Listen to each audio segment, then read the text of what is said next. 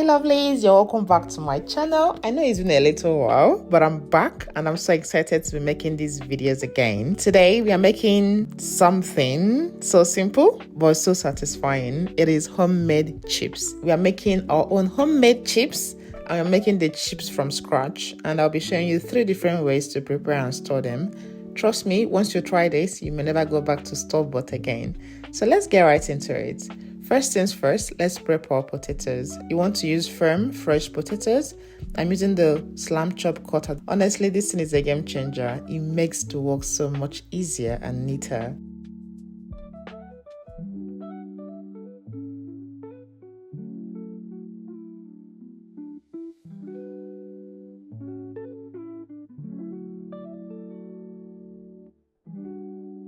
Now look at how easily this glides through. I was genuinely enjoying myself chopping this. It's so therapeutic. So go ahead and chop all your potatoes. You can slice them thick or thin, depending on how you like your chips. Now that we've chopped them, it's time to blanch. So go on to boil some water, add a bit of salt to it. Once it starts bubbling, pour in your chopped potatoes.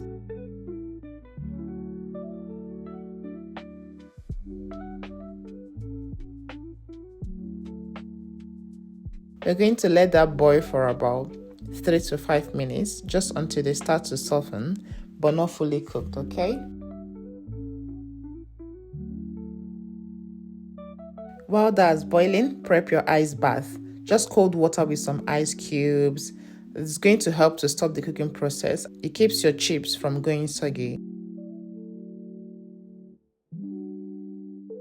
As soon as your 3 to 5 minutes is up, drain out the hot water and plunge the potatoes straight into the ice bath. Let it sit for the same amount of time that you cooked it, that you boiled it. That is about 3 to 5 minutes as well.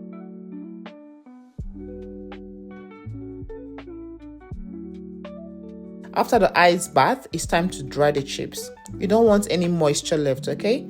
Especially if you're planning to freeze them. Now spread them out on some paper towel or clean kitchen cloth and gently dab them dry. Moisture is the enemy of crispy chips, trust me. You don't want to have anyone left, okay?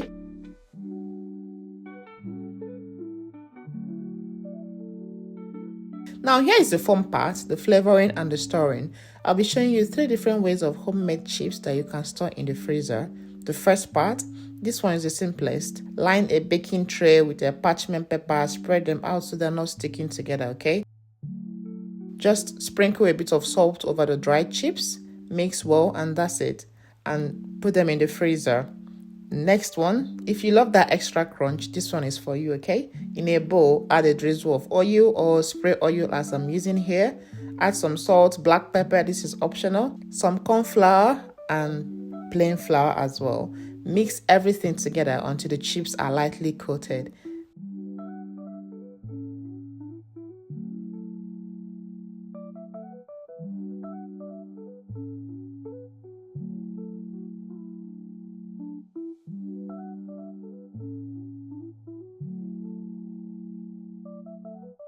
Then, just like before, spread them out on a parchment-lined tray and freeze. These are perfect when you want that restaurant-style crispiness.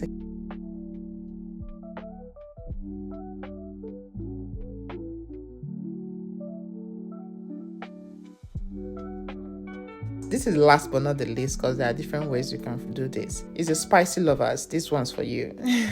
Put your chips in a bowl and add a bit of oil or oil spray, salt, chili flakes, black pepper, smoked paprika, mixed herbs, a little seasoning cube, and toss everything together until the chips are coated in that goodness.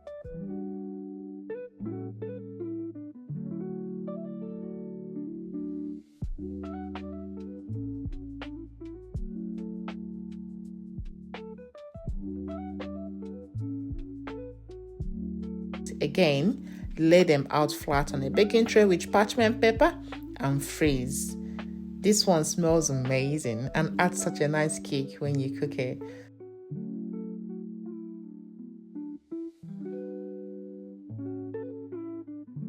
So once everything is frozen, it's time to store. Now take each batch of the tray, crumble them apart gently so they don't stick together, okay? And pack into separate Ziploc bags.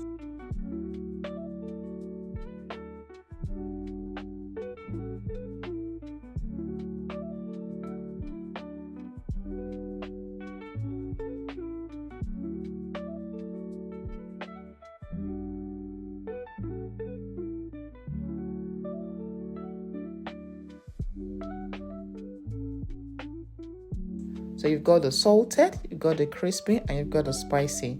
Now label the Ziploc bags. Labeling will help you to grab the flavor you are in the mood for. With zero confusion, just pop your hand in the freezer and grab the one you want. Now when you are ready to enjoy, you can fry them straight from frozen. Deep fry in hot oil for that golden finish, or you could air fry for a healthier version. I personally love air frying, to be honest. So you can also bake them in the oven. Either way, no need to thaw. Just cook straight from frozen until golden and crispy. Well, usually it takes about 15 to 20 minutes, give or take, when you fry it in the air fryer at 200 degrees Celsius.